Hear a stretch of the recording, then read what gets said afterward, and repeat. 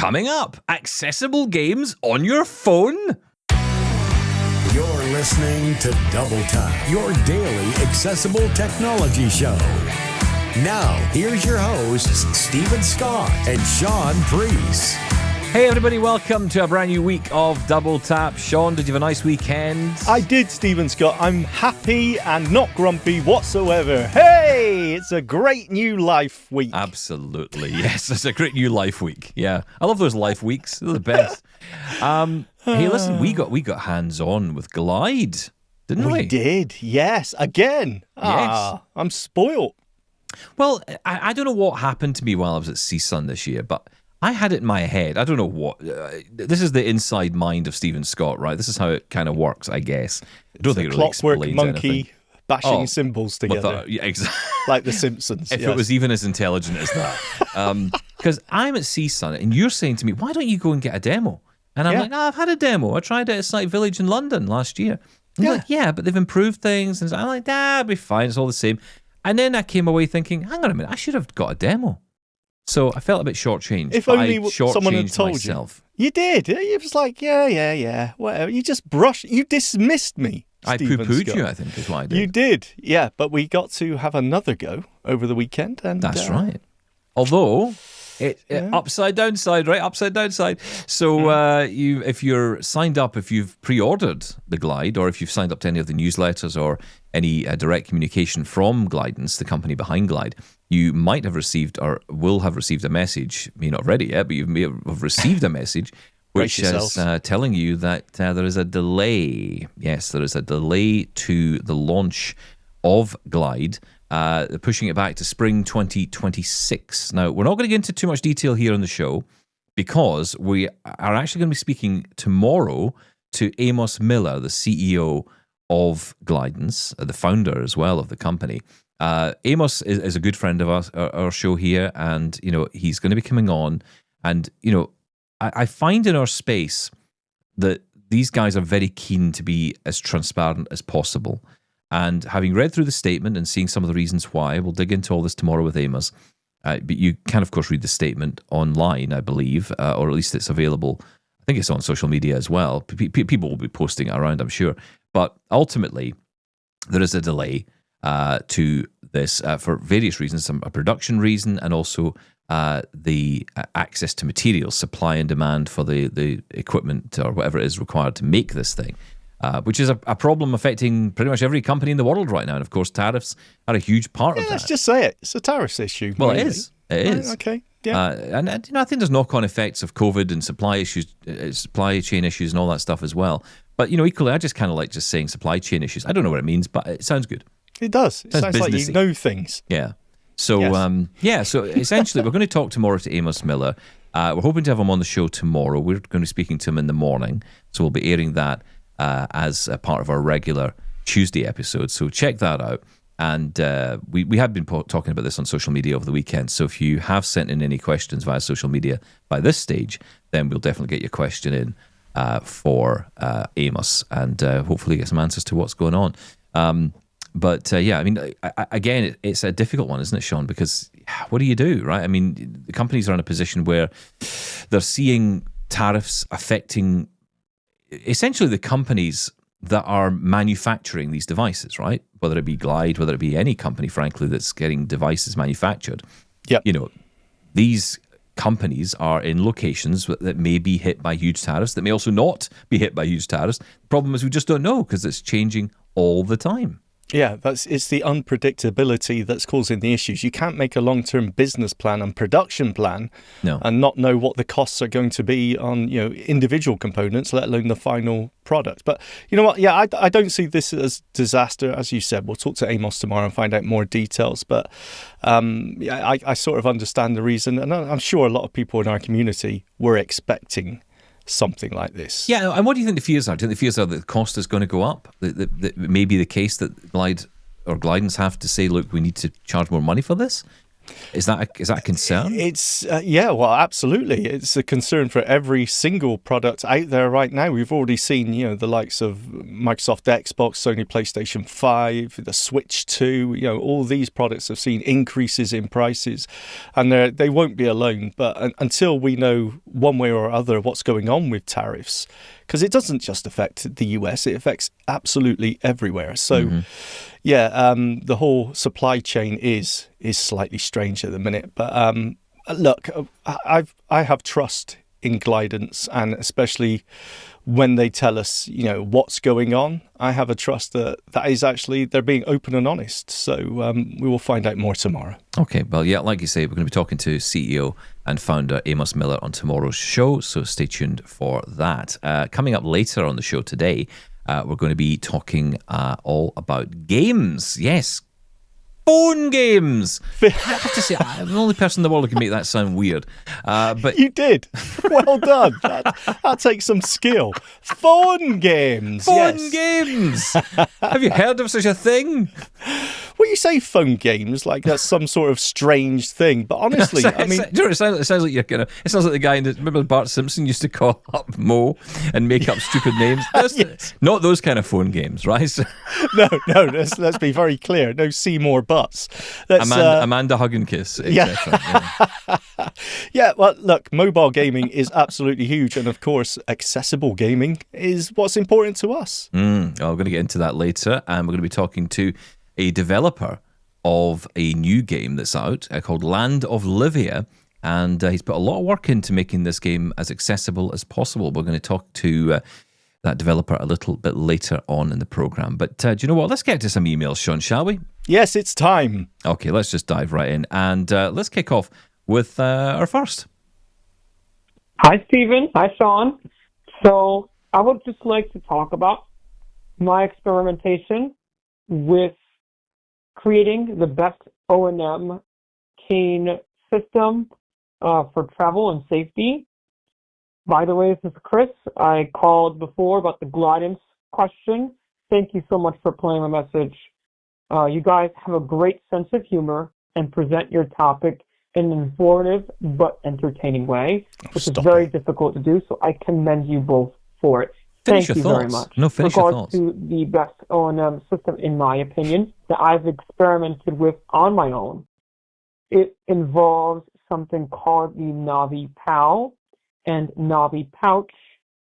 This is sold by a company called Fieldum. I'm not so sure if you guys are familiar with them. I believe you are. And they create basically a phone holster where you could put your phone inside, and the phone still is able to see through this little cutout on the device, and it has room for you to put your credit cards and cash or a portable charger.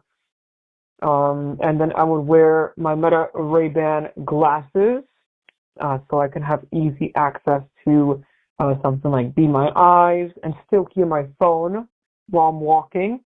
And the navigational app that I use is Voice Vista. And I create my own personal markers by tapping the temple on the Meta Ray-Ban glasses, and it's been working absolutely fantastically. I use Oko and Voice Vista, and as well as Apple Maps or Google Maps to help me get around. And Be My Eyes and Ira are available quickly and almost hands-free, or hands-free as you could make it. And I guess the only thing that would make it better is if you could have one of those mini hand control things that Shaun mentioned before. If they could make one of those custom designed where you could put it in your cane and easily access quick actions through little buttons on the cane handle. That would be fantastic. That would make this type of system way better. With that, thank you guys so much for listening to my message. Have a great rest of your day and keep doing what you do. You guys are truly making a difference. Take care. Bye-bye. Thank you so much. That's very kind of you. Thank you so much for that, Chris. That sounds incredible, the way you've got all that laid out there. That's brilliant. I've been looking for something like this for a while because I've often wanted a way to carry my phone. But oftentimes when you get phone pouches, they completely encase the phone, right? Because that's the purpose, I guess, to completely keep the phone out the way. But of course, we kind of want the camera to be able to still see out beyond that. And that's often a challenge. So that I'm going to be looking that up. Yeah, absolutely. If anyone else has got recommendations for what do you call it, a lanyard, a pouch for your phone, whatever you want to call it, that works for us, firstly, holds it the right way up, because that's the issue I found when I started looking into this. It would hold it upside down. It didn't work for us. So, yeah, it's interesting, though. All the talk we've had about the blind uniform, and it's getting the way the Meta Ray-Bans are becoming part of that blind uniform because of the speakers, the Bluetooth connection to your phone, it being able to hear everything. And funnily enough, I got lost when was it? Friday, Thursday last? I got lost. The taxi driver dropped me off somewhere. I thought we were somewhere else, and I was a good 10 minutes away from home. And I didn't know where I was. There was no pavement either, no sidewalk, which is always scary. But of course, I just did a Be My Eyes call, firstly, to find if there was a sidewalk. There was. I found it. And then I used WhatsApp video call to one of my daughters to say, okay, where am I? Does anything seem, familiar? And I was able to get my way home. And with Voice Vista on as well, I set it to a beacon and I knew the general direction to walk. So it's all of these things together. There's not one product, not one app that sorts everything out. It's just a combination, and that sounds like a great one. Yeah, it does. I had a situation the other day, and it's funny, it sounds so simple to somebody who doesn't get blindness, but I was walking, I'd got the bus back to near where I live, and the bus obviously drops you off, doesn't drop you off at your front door. I mean, I haven't quite figured out how to get the bus driver to do that yet. Some of them will. Some of them are really nice. It's not easy. I don't think the bus could get into my street. That's the only problem. Yeah. There's a funny story about that, actually, where I did once have a bus driver. And it was one of these huge kind of coach type buses. All right. And the guy said, I'll drop you off at your house. That's no problem. And I said, oh, well, you've got to be careful because it's quite a small street. Oh, I can drive anywhere. He drove into the street and immediately he said, let's just say a word we can't say here on the show. How am I going to get out of this? And it was honestly, it was like, it must have taken about an hour to turn this thing round to get out of the street. And of course, all the neighbours had to come out and move their cars. And it was... talk about humiliation for the driver, obviously, but you could also feel a little bit of that coming my way as well, because it was like, well, you caused this, brought the guy in here. But at least you got home quicker, Stephen Scott. That's all that matters. Just leave him out there. Another hour standing outside, humiliated, watching this poor guy try and negotiate this bus out of here. I'm so sorry. Yeah, exactly. That's right. I think that I was walking home that day, and I had to go a different route. And the route I always go when I'm walking from here, from my house to my mum's house, I walk the same route every time. And I've got so used to that route. But this time I was going from the bus stop, but instead of coming home, the route I would always travel, which is the same road I walk up, this time I was going to turn right and go the other way, which is heading to my mum. So it was kind of like the routes almost meet as you travel them from either direction. Yeah. But I'd never come in to that street. And it's actually it's not a street, it's a path that leads you up. It's like a path between the streets. And I'd never turned onto that path from that side of the road before. And so I'm using my cane to try and figure out where the edge is, and there's no clear edge here. And I'm like, where's the line here? Oh, I can't find it. Oh, maybe this is it. Maybe I'm on the path. So I'm turning and I'm walking up there. Now I'm on grass. And I'm thinking, how am I on grass? How did that happen? Isn't it terrible? I suddenly, everything seems so alien. Yeah, but you're like, well, I know I'm in the right area, but where is this grass coming from? Yeah. And I know there's grass on either side, and I'm either on the left or the right of this path. So of course, I picked the right. Oh, I must be on the right side. So I tried that way, and I walked into a fence of some kind. Yeah, so okay, it's the other way. It's always the wrong way at first. And I know that there's a few dog owners around that area that don't necessarily clean up after themselves. Mm-hmm. So I was very nervous walking on the grass. But it's so funny how you can just feel completely stranded, and you're only maybe a foot away from where you want to be. Yeah. But it can feel so alien. It hit me. A lot of these things hit you as you go along, and it's funny because if you're going through the sight loss part of life, you kind of have days where you would do that, you wouldn't even think about it, and then it happens. That moment happens, and it kind of just highlights everything. Just highlights the reality. I've got nothing to go off here. I am just totally, I feel, when I couldn't find a sidewalk, it was just, okay, there's no curb. Am I in the middle of the road? You know, that's the thing. It's terrifying. Yeah, exactly. And at that minute, I don't care how confident you are, you panic. This is where the visual assistance really makes the difference, because I think, I always, if you go to, and I haven't done it in situations like that, but, when I use those apps or when I use these Google Maps, I always feel that there's a kind of a moment where it's trying to figure out where you are. And so you start walking, it doesn't actually quite grasp where you are at that second. It has to kind of pin you, and then it'll say, right, okay, got you. And then it'll continue. But like you say, you could be walking on a highway for all you know. Yeah, it's true. Got a story about that as well, but okay, I'll save that one. Save it. I like to tell you my stories. Thank you, Chris. That is really interesting. I'm going to check that. Was it Navi Pack? Navicom? Navicom? I don't know. Now I'll have to listen back. Yeah, I'll go back and listen to that. I probably encourage you guys to do the same. I think the chapter markers are working now, by the way, so you can jump around. I learned the other day. Here it is. Yeah, who knew user error when it comes to the bit to reader stream, Stephen Scott? Yes. Well, I couldn't figure out how to get to skip by chapter. I didn't realize that once the thing's playing, once the podcast is playing, this wonderful thing we have. I didn't realize that you just hit 2 or 8, and that navigates you between sort of title jump and chapter jump and all that kind of thing. And so you can choose, once you get to chapter, you can then use the 4 and 6 keys to jump between the chapters. Very nice. And the chapter markers then worked. Yes. Oh, there you go. Very surprised.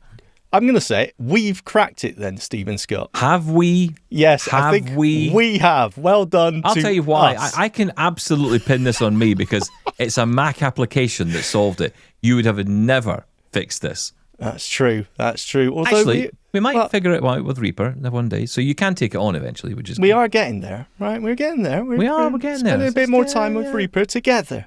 How old is this show? Nearly 10 years? Yeah. Okay, we'll try. Wow.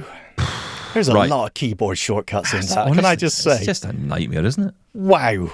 Yes. Sorry. I have figured out the spacebar plays the audio track. You are the hardest person to give a lesson to I've ever had in my life. Just keeping you on track is just an absolute nightmare. Well, that was in amongst the 15,000 phone calls. I know. He's gone. Suddenly he's gone. I had a phone call. Okay. The best laugh is at the very end of that call that we were having together, along with our good friend Garth, whose patience is beyond. I mean, I know he's got a kid now, so I guess he has to learn to be patient. Yes. But he was very patient with us. And he said to me at the end of the call, he said, don't you have one of those things on Zoom that you can just, it transcribes the meeting and gives you summary notes? And I'm like, how do you turn that on? So I'm just going through it. And of course, that sent me down a whole other rabbit hole. I wasn't even bothered with Reaper anymore. I was trying to figure out how to get AI notes working on Zoom. Could not figure that out either.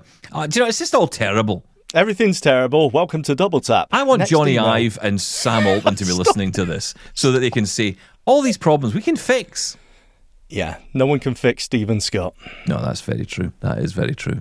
How do you solve a problem like Stephen Scott? Impossible. Right, here's Sharon. Hi, this is Sharon in Detroit, Michigan. Entering into the conversation about whether or not we should teach kids Braille.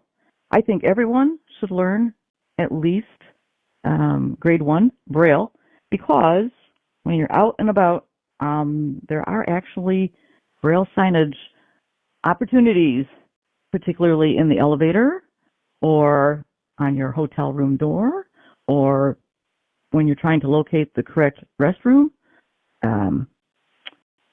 Sometimes I've seen Braille on railings, for instance. So I think for the really basic, it's a start. And I think a smart idea. Yep, I agree 100% with that, Sharon. I think, grade 1 is the key here, I think. I know a lot of people want to go on and learn grade 2, and I think as a child, you should be encouraged to do so. I think adults, though, who come to sight loss later in life, they probably, I don't think, get the full value of grade 2. I think it takes so much effort and time to learn. Really? Of course, there are individuals who can and will and have. I get that. But I think for the majority of people who are dealing with a lot, I think, you know what, grade 1, that stands you in good stead. You know what the problem I still have? I know grade 1. I can type grade 1 quite happily. Well, not super fast as I can on a QWERTY keyboard, but I can use it to type a text message on my phone quite happily. I never get any experience of reading Braille 1 or anything, actually. I don't have a Braille display. I don't have any Braille books. So the only thing I tend to practice on is a packet of aspirin or paracetamol. Well, that's kind of the point, though, isn't it? That's exactly what it's for. It's not necessarily that you are going to sit and read a book or, read notes on your phone. No, I'm just saying, absolutely. I mean, grade 1 is really important and it's easy to pick up, but I still find actually reading, I don't know if it's the sensitivity of my fingers, I still have to spend 5 minutes on a cell, what is that? And just sort of feel it with my nail at some points. Yeah, it's tricky, but that's just lack of practice with it. Well, it is. But it's funny, though, like you, I don't read it every single minute of every single day. I'm using it more because obviously we're putting a lot of stuff on the website and I'm really conscious of what I'm putting up there. And when you're using, and I admit to using ChatGPT to help me do this because I couldn't possibly do this. I'm not a writer. With the physical condition I've got, typing for long periods is not an option. Voice dictation works, I guess, but I'm just not that great at that kind of thing. I can talk for day and night, but typing stuff down in sense, in logic. I mean, you imagine this coming out through dictation. Can you imagine this utter word salad going on a screen? So no, I think that, this is where, grade 1 is really good. And I know there'll be people out there who'll say, well, grade 2 is great because of X, Y, Z. And I get it. I think those people generally are people who've been reading Braille since birth. It's a totally different experience when you've never had it before. I mean, the only way I can put it to you is, okay, now go and learn Japanese. As a 40 or 50-year-old man, go learn Japanese and go try that and see how fluent you are. I want you to be as fluent as the next Japanese person who walks in here. It's not going to happen. It's not going to happen. And it's not going to happen as quickly or as effectively. You might get some of it, but you're not going to get all of it. And that's the point. So what you're better doing is utilizing Braille in the best way possible, utilizing it for things that are practical, like reading those medicine packets, like, being in an elevator. I mean, I was on a cruise ship. The whole thing was covered in Braille, I thought the captain was blind at one point because I thought, am I going to get in to see the captain on the steering wheel or whatever the thing is that runs the ship? It's going to say steering wheel on it? If it does, that'd be quite funny, actually. Sorry, I can't think now. I'm trying to think of the proper name for the steering wheel of a ship. The thing with it's like spokes that sticks out. Yeah, that's right. What's it called? He goes, RMARTs, and I don't know if he did that, but... Feedback at doubletaponair.com. What's the steering wheel on a ship called? Thank you. Steering wheel. I'm calling it a steering wheel. That's what it is. Thank you. Next email. We're going to leave the emails for now. We're going to come back. We're going to talk about phone games next on Double Tap. Hey, Shaun, we've got a newsletter.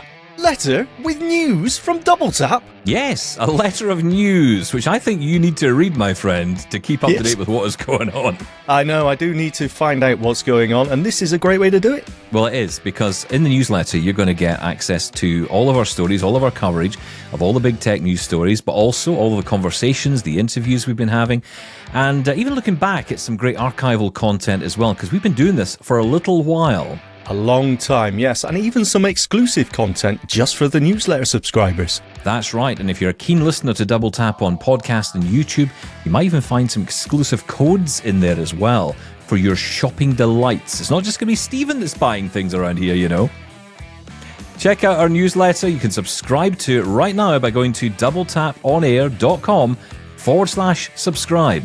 That's doubletaponair.com/subscribe.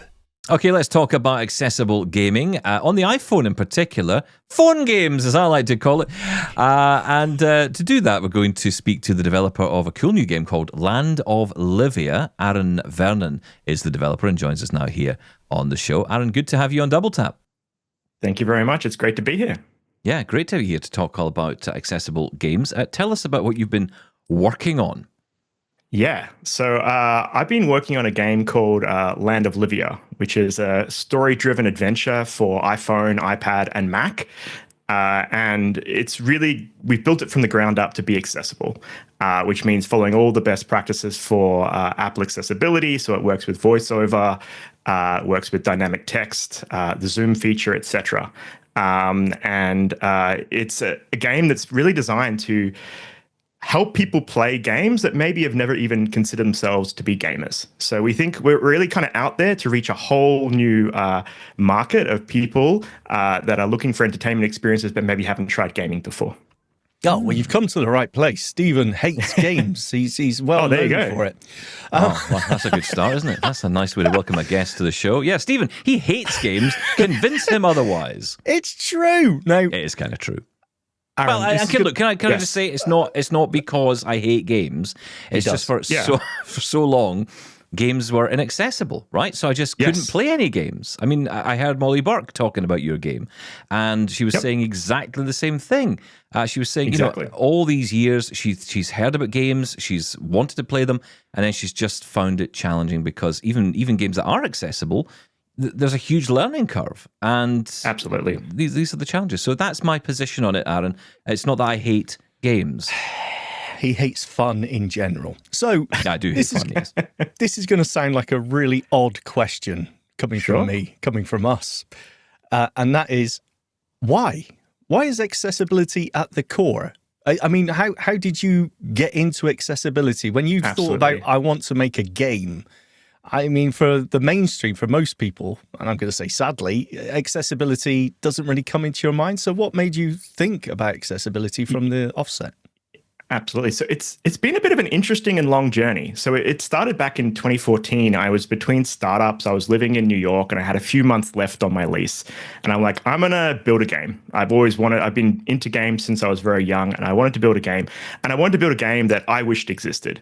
And so what I found myself as a person growing up and becoming more busy with real life, I wanted a game that was relaxing and I could play throughout my day and get a sense of progression, a sense of reward, a sense of narrative, but that it wouldn't kind of cause me to become obsessed with the game, play it too much, take over my life, so I could kind of get on with my life but still have fun. And so I built a beta of that and got it out and started to get some feedback. And then the feedback was positive. So over the next 2 years, I kind of finished the game to the point where we launched it. Well, I launched it. It was just me working on it. And it was kind of like done and dusted at that point. It was like, had a little bit of players kind of playing it, enjoying it. But then in 2018, I started to get this influx of bug reports from players who were blind saying, hey, your game is quite accessible already. Here are some tips on how to make it more accessible. And they found about the game via the Apple Viz community, which we're still kind of very much engaged with to this day. And so I treated this as like bug fixes to begin with. But then I became more and more curious about like, what is the experience playing games if you're blind? And I learned more, I talked to more people. And so over the course of 2018, through to 2023, when I started Split Atom Labs, I was just immersing myself into this space of like understanding what's going on with game accessibility for blind and low vision players. And so what I discovered was that there was this huge gap. And so that's kind of what inspired me to start the company. But since there's also kind of a more personal angle to it. In that, in the last couple of years, I've come to the realization and being diagnosed that I'm actually autistic and have ADHD. So I have this kind of neurodiversity that actually was really the driving force for why I wanted to play a game like this and why I thought it should exist. And it just happened to be that by solving that problem, I was also solving this accessible gaming angle as well. And so that's kind of where we are at the moment of like, how do we take what's worked really well for me, what's starting to work really well for blind and low vision players, and just continue to build on that accessibility. Okay, wow, that's so interesting. Yeah, it's again, we hear this story all the time, how once a developer looks into accessibility and realizes there is a need or a want out there from blind people, it actually opens it up for more. It goes beyond visual impairment, doesn't it? Once you look into accessibility, you realize actually this just helps with the entire interface and the feel of the game or the software, whatever it may be. Yeah, I mean, just to go on a quick tangent there, I think something that's really interesting that ties into that is the aging population. So, the games industry as a whole has grown exponentially over the last couple of years, or maybe not exponentially, but it's grown very quickly. And it's now the biggest part of the entertainment sector overall. And a lot of those gamers are getting older and older. And what happens when you get older is your eyesight starts to deteriorate. And that often is as you guys will well know, is like comes into a lot of visually impaired problems that can occur with older people. And so solving this problem for accessibility is actually, I think, going to become a mainstream problem at some point when this huge body of gamers that is providing all the kind of juice for the industry right now actually requires a lot of these accessibility features as they grow older. Yeah, well, especially when, as you say, when it comes to gaming in particular, there is a sense that this is a young person's thing. But actually, it's not. That's right. Not anymore. Not really. Not anymore. You think about ourselves, right? I mean, Shaun and I are old people, or older people. Shaun's older than me. I just want to put that out there. He always says that. Well, he is. Yep. Well, you are older than me. It's not a lie. Yeah, I am. Yeah, okay. Just don't have to point it out every time. No, but I feel it's important to point it out. Anyway, okay, the reason I point it out is because, look, you grew up more than me, for sure, Shaun. I think you were more into games at a younger age visually than I would have been, right? I mean, you enjoyed playing games. Yeah, no, absolutely. I think it's funny because, I think we still hear that gaming is almost for the kids or for the younger people, right? But when you think about it, I grew up with games, late 70s, all throughout the 80s. I don't think it's no longer true. I mean, you just, as you said, Aaron, gaming is one of the biggest media segments out there. Look at Grand Theft Auto. Look at the revenue that billions, absolute billions. It's bigger than movies, So I think gaming has evolved from that point of view as well. And we have grown up with it for decades. So yeah, I think you're absolutely right. I am getting old. I want to, no, right, okay, fine. Fair enough, you're old. But here's the thing. Stop going on about it. But here's the question. What is the game about, Aaron? What am I getting from the game? I've not been asked that question yet. All the different meetings I've had, no one's actually ever asked that. So thank you for asking that question. At its core, it's actually a narrative that's about the differences between different cultures and races. And so it explores the idea of racism and kind of tribalism and how that kind of interplays in a society where there are 3 different races in the game, and there are kind of half-bloods that are mixed. And you start as a lowly kind of farmhand who's got an overbearing boss that you want to escape from. And then you so kind of stumble. Shaun, you're the farmhand, just to be clear. Oh, that's right. Yeah, okay, good. And then you stumble out and... Sorry, carry on. No, you're right. And so the rain has stopped in the area. And so you're trying to kind of uncover why has the rain stopped? And from there, it goes into like a deeper and deeper kind of plot of mystery and conspiracies over the course of 4 different chapters. So most players that start to play, they will play through the game. It might take them 4 to 6 months to kind of play through the story that exists there at the moment. It's a long time. It's a long time, but I did notice the tagline in the App Store was relaxing escape. And you did touch on this at the start there about how it's not something you need to sort of be in front of for hours at a time, right? This is something I just started playing myself. I'm at the farm and I've just nice. Protected from vermin, so I'm right at the very start.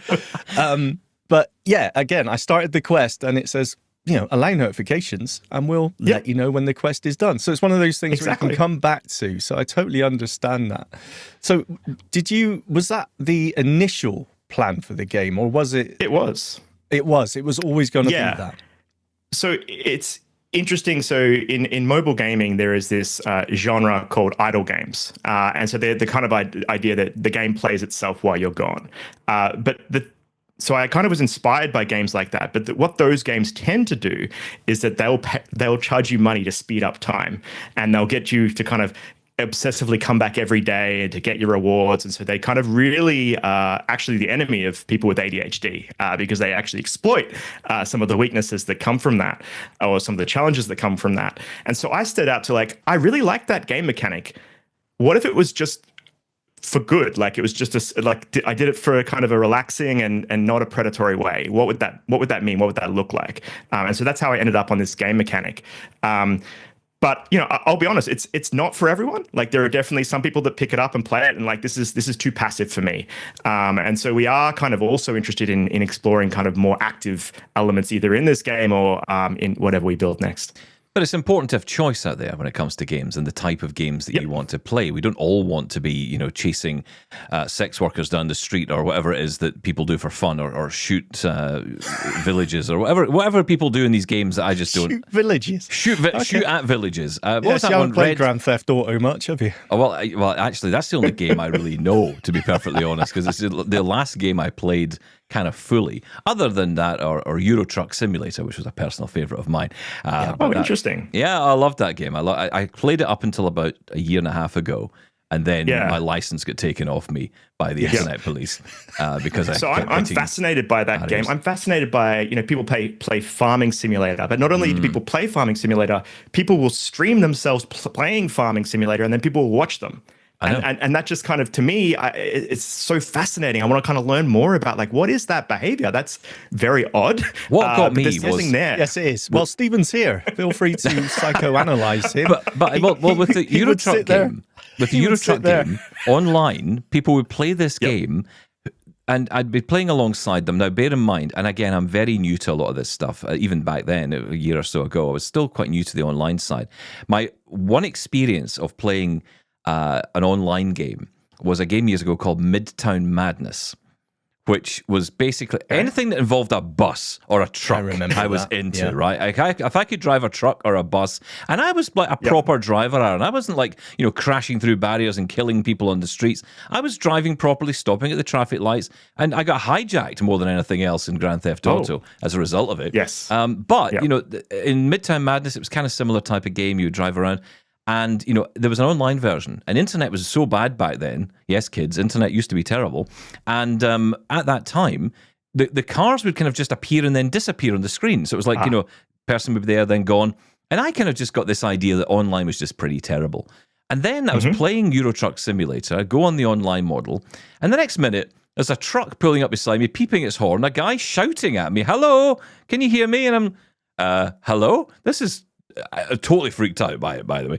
And I played the game and I got into it, and I ended up talking to all these guys and getting really interested in them, because a lot of them were actually either retired or existing truck drivers. So they would pull a shift and then they'd come home and think, you know what, I didn't drive enough truck today, so I want to drive more truck. Right. And they would sit down in front of the game and play for another few hours, which blew my mind. I don't get it. That's wild. But maybe I kind of do, because I like the game too, so maybe I do get it. You touched on something interesting there, though, is that online social interaction. I think that is definitely a big part of the growth of gaming, and something that we had, and we stumbled across this kind of by accident in our game. We have this feature called the campfires. And so it allows you to chat with other players. It's obviously all fully accessible like the rest of the game. And this is another thing where I looked at like what was working for other games. They had kind of large guilds and clans, but I was always too socially anxious to kind of join them. And so I had the idea of like, what happens if you just got like forced a smaller group of people into a random group and just kept it small on purpose? Would their kind of conversations evolve and the bonds form over time? And that turned out to be true. By limiting the size, people were more willing to share stuff and support each other.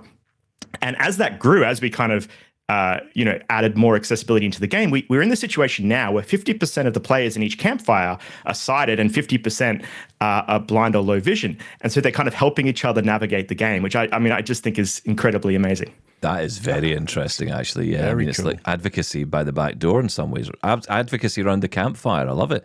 And how is that working? Is it actual? Are we talking to each other, or is it text based? How does it work? It's all text-based at the moment, and honestly, it's pretty rudimentary. It's not something we spend a lot of development time on, but we want to kind of build it out more and add more features.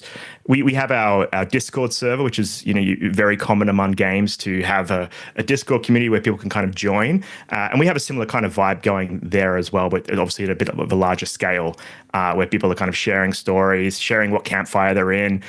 We actually created a channel today where people could advertise, like, here's my campfire, like, here's why you should join it and come talk to us, which I thought was pretty cool.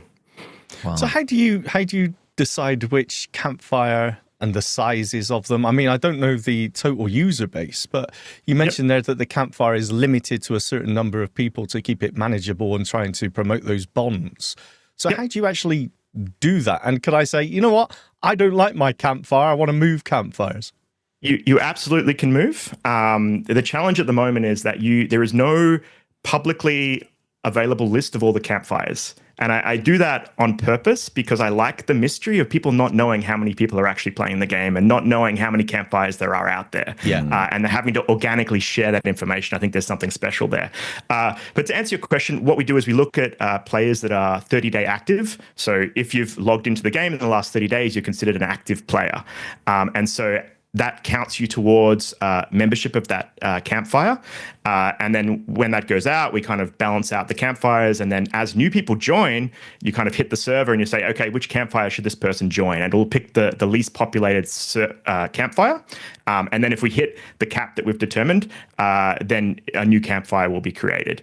It's still figuring out the exact number is something we're still playing with, because it really is determined a lot by the growth rate of the game and then retention as well. Yeah, so going to a wedding, right? You just don't know where you're going to sit. You might get stuck with Stephen and say, right, I want to move tables.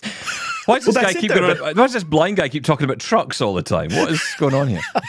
But aren't there also amazing conversations that come out of these kind of random pairings of people, right? 100%. Listen, I agree. The last thing I want to hear in my life is, I hate the phrase, do you want to hang around some like-minded people? No, I don't want to hang around like-minded people. That's boring. I want people who I don't agree with or who I want to learn more about. That's how we make a better world, isn't it? That's what we're trying to do here, Shaun. Absolutely. Make a better world. No, I want to sit on the blind table with the other blind people. Fair Sorry. Now, you said what the game is about, but what sort of genre would you put this game under? You know, we mentioned things like Grand Theft Auto and that weird driving game Stephen loves. What would you call this? I was kind of expecting something like a text adventure when I read the description. It is. So the way we describe it to people in the industry is a narrative-driven cozy adventure. And then we say that it draws inspiration from text adventures, MMOs, idle games, and these kind of other things. We specifically don't market as a text adventure because I think that the community is sick of text adventures. They don't want that anymore. They've kind of had access to a lot of them over the years, and they want at least the feedback that we've gotten is that they want a deeper experience. And they also want an experience that is as equally as enjoyable for their sighted friends and family. And so that's kind of the mix that we try to go for, is like, how do we take it beyond a text adventure? Well, I thought I was reading something about, I could be totally wrong on this, but I kind of felt the same. You know, when I think of text adventures, I think of the terrible ones back in the early 80s, you know, go north, pick up axe, and sorry, I can't do that because you got the syntax wrong or whatever. But of course, with AI and fuzzy logic today, I was thinking, well, actually, perhaps now isn't a bad time for text adventuring because it could gather the context. Maybe you got the syntax not spot on, but it could understand what you were trying to do.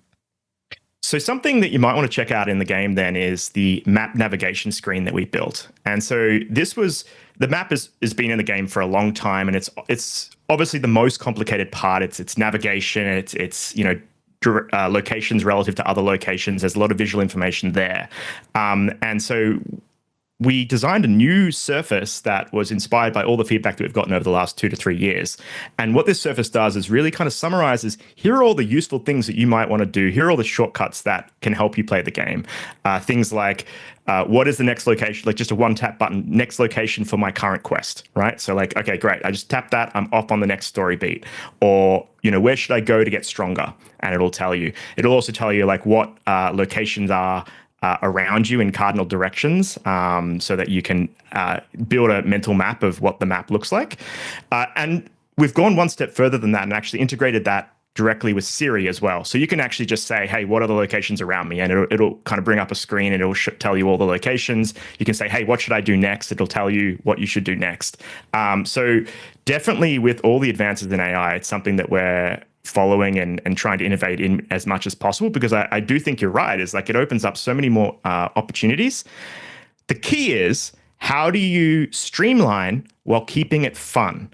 because there's a certain amount. The way that fun is typically achieved is that you overcome a challenge, but you need to have the right level of challenge, and you need to have the right level of challenge for an individual. It's a very individually based thing, and that's not even thinking about accessibility and inclusive design. That's just game design in general. You will want to kind of ensure the player has the right level of challenge for it to be fun for them. Yeah, that's always going to be the challenge, though, isn't it? And keeping people engaged, and of course, growing the game and not allowing it to become too big, too out there, because then, of course, you lose people who are just joining at the beginning. It's very, very interesting what you're doing. I think it's great. It's available on iOS. Are you planning an Android version? Are you thinking about that? We are thinking about it. From some of the marketing campaigns that we've put out recently, definitely the overwhelming feedback has been Android. Please port to Android. One of the challenges we have is, and maybe some of your other guests have been in a similar situation, is in order to make it as accessible as we have, we need to build it natively. We need to make sure that we're able to adopt the latest SDKs from Apple, get all their bug fixes as fast as possible as they come out. And in my experience, like using intermediate engines, it just always adds a delay to that, and I can't afford that delay if we're going to provide the best experience. So that means a port to Android is a rebuild, which is a significant amount of work, but it's definitely something we're keen to explore. And Windows? So Mac, Chrome, it's on Mac. It's on Mac. Windows is Windows is interesting from the perspective of Steam, because Steam is a really good game discovery engine. We've not spoken too much with our player base around how accessible Steam is as a platform. But the other great thing about Steam and PC is obviously, configurable controllers, and then you've got Steam Deck, and it opens up a whole range of different options. So personally, we're very excited about bringing it to kind of desktop and console type builds. I think we'd have to tweak the game design a little bit, because it is designed to be played in short sessions. And the way that people tend to play PC games and console games is they sit down for an extended session. Yeah. So we've talked about, how do we, maybe you build up an amount of time that you can spend when you sit down. So like if you leave it for a week, you've got a bunch of things you can do at once, but then still kind of keeping the same pacing so it doesn't become an overwhelming experience. And what about cost? Is it a free game with ads, or how does it work? That's a great question. So the first chapter is free. There's ads that it's ad supported in that first chapter, and then you can unlock the rest of the game for a single purchase. So that gives you the 4 to 6 months worth of content, and then that removes all the ads as well. It removes all the mandatory ads. There are still some rewarded optional ads that you can engage with. Okay. Now, listen, your previous career was at Meta, right? You were at Meta. It was. Were you designing kind of similar projects there in gaming, I believe? It was, yeah. So I was there for 4 years. The first half I was working on the Facebook app, but then I moved over to the Reality Labs sector, and I was contributing to the augmented reality headset future device that has been demoed as Orion. You might have seen some demos with Zuck wearing it. Yeah. And I was leading the games team there. And so there's a lot of overlap with what I'm doing here in terms of like, how do you rethink gaming from different perspectives that people haven't thought of before? And so, I'm personally super excited for when, those types of devices become more mainstream or are released and become cost effective, because I think that it opens up a lot more opportunities for play for a lot more people. A lot of these companies, Aaron, talk about accessibility in their marketing. They talk about it in the process of what they do. Of course, we have Global Accessibility Awareness Day coming up, which is a big event, and all these companies love to throw out their press releases and say how much they support and love accessibility, and it's our favorite thing in the world. And then, of course, we open up an app and it's not particularly accessible, and we say, yeah, okay, you don't love it that much. Yes. And I know there's problems, and I know the challenges, and I get that it's a huge thing, and I understand all of that. But what I want to ask you is, being in the company, having been in the company, what is the attitude to accessibility? Is it fair that you can you give it like a broad brush answer like that, or is it pocketed throughout the organization? I can only speak based on my personal experience. I would say that there are a lot of people that are very passionate about it. But as with any company, it's hard to get. It can be hard to get stuff done. And so I think that the desire and the expertise is there. And hopefully they're able to follow through with the execution. I think it's got to be baked into the sort of workflow of any new features or apps or products coming through, hasn't it? So I have a lot. Yeah, I can speak more broadly about like my views on product managers and their role in accessibility. So, I talk with a lot of people in the industry that are, maybe they're accessibility consultants, or maybe they're the lead accessibility person at XYZ company. And I personally think that that's a little bit of an anti-pattern. I don't think that that's going to solve the problem. We need to be in a position where product managers are able to prioritize accessibility alongside their other priorities. They need to understand the importance of why this needs to be done. They need to understand the business impact of doing it. And they needs to be prioritized alongside everything else as part of every team, every feature. And obviously, like some companies are able to make more progress on that. In other areas, it's lagging behind. But that's the way that I think that the problem needs to be solved. Yeah, and it always feels to me like whenever a company's pushing a new product, there are clearly people at the top bearing down on those teams to say, look, we've got to get this product out the door. This is the deadline.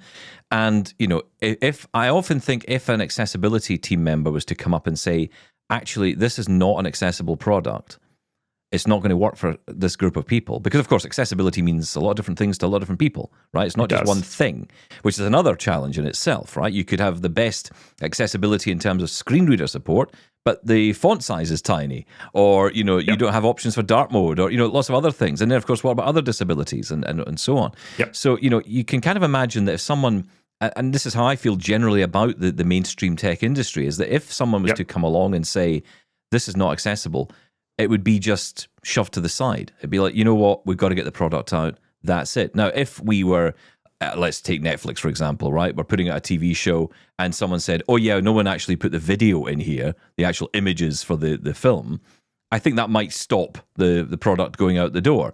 But if the audio description wasn't there, that wouldn't matter. So I feel it's like you're saying, the prioritization is just not there yet, is it, inside these companies? It needs to be tied to business impact. And so really, when you boil down what we're trying to do from a kind of broader level, we're trying to prove that there's a business case for making mobile games accessible. If we can prove that with just one game, and maybe it's not Land of Livia, maybe it's our next game, maybe it's the game after that, but as soon as we prove that there is incremental revenue to be had here by making it accessible, every single mobile game company will jump on board. And they'll be engaging all the, game accessibility experts that exist in the industry and, ready to help out. But that business impact has got to be there. You know what, Aaron? I feel like I beat this drum so many times and I get sick saying it. But, the reality is we're humans too. Hi, we have cash, we have money to spend. This is not difficult to understand, right? This is not confusing. If we take the word blind out, and we put the word woman or black person in, then it becomes a little bit clearer what we're talking about, doesn't it? I mean, you actually think about it in that simple, and I know that's a very simple way of looking at it, but it kind of is the way to look at it, right? You would never turn around and say, well, I suppose there are maybe one or two women that might be able to play this game. Suddenly, you can imagine that conversation happening in public. There'd be riots in the streets. But when blind people, when it's blind people or disabled people more generally, whatever. I've been very disappointed with the responses that I've gotten from mainstream investors and funding sources. Either, I don't know if it's born from ignorance, a lack of understanding, but it'll be all of that. I think like if you sit down and you actually immerse yourself in this space, it's really clear. It's really clear why this needs to be done and also how. It's not a technology problem. I really don't feel like it is. It's a business process problem. It's a prioritization problem. Things can be made accessible. Listen, I thank you for coming on. I thank you for what you've done. I encourage everyone to go and download it and have a play. Hey, I might even download it myself. I may even break my own rules and try a game. I'll have no idea what I'm doing, by the way, so expect just to warn you, there are no trucks. You're aware of this, right? Come on, really? Well, I honestly, Land of Trucks sounds like a great game for game number 2. I think that's the way you got to go. Actually, you know what? Here's a game for you. Blind people who, passengers. Call it passenger. And we're all passengers on transport. Yeah. And? Sorry, where's that going? Am I the game guy? What, have I got to build the thing as well? I'm just giving you the idea. Okay. I'm just the ideas guy. Oh, basically the game is we sit on a bus and be driven around. But we can talk to each other while we're on the bus. Isn't that nice? Okay. Yeah, that's definitely relaxing, put it that way. Talk about idle gaming, Stephen Scott. Wow, you take it to the next level. I'd like that game. It's simple. I don't know. You could get some soundscape in there. You could go for travels. Yeah, I can only apologise, Aaron. Thank you so much. Something. Anyway, right, I'm off to build it. Well, I'm not really. Aaron, wonderful to talk to you. Thank you for joining us all the way from Melbourne. I appreciate it. And take care. Come back soon. Thank you very much. Thank you. So there you go, Shaun. I've got something else I need to do now. Go play Land of Livia. Come on, let's be honest. You're not into your games, are you? Come on. Is it that obvious? It is obvious, yeah, but there is something about accessible games. I do miss gaming, and when you find a good one, it really does drag you in, I've got to say. So yeah, like Night Manager does. Oh, I love Night Manager, although I must say I'm getting a little bit bored. It just seems like we could do with so much more when it comes to accessible games. Yeah. I just wish there were more developers out there like Aaron. I like the ideas, and of course, I'm going to support them, and that's why we had Aaron on the show. Doesn't mean I have to play it. All right, okay, all right. You're not into your adventure games. I'll download it. I'll try it. See what it's like. Oh, that's good of you. Well done. Such a hero. I know. I'm such a hero for you all. Listen, that is it for us today. Just a reminder, tomorrow we're going to be joined by the CEO of Glidance. At least we hope that's the case. Certainly we're booked in, but it is dependent on his travel. So we do hope that he'll be able to join us tomorrow on the show. If not, he'll definitely be here the next day. But we hope tomorrow that Aaron will join us for Amos. Full and Frank. What did I say? Aaron. Well, Aaron's... We've spoken I don't think Aaron's coming back. I think Aaron's finished with us. Yes, Amos, thank you, is going to be joining us tomorrow on the show to talk with us all about Glidance. I'm glad someone professional's turning up tomorrow. That is it for us, though. Keep your feedback coming, as always. We'll get to more of that on the show as well. And, plenty more discussions to be had here on Double Tap. Catch you soon. Thanks, Shaun. Thank you. Bye-bye.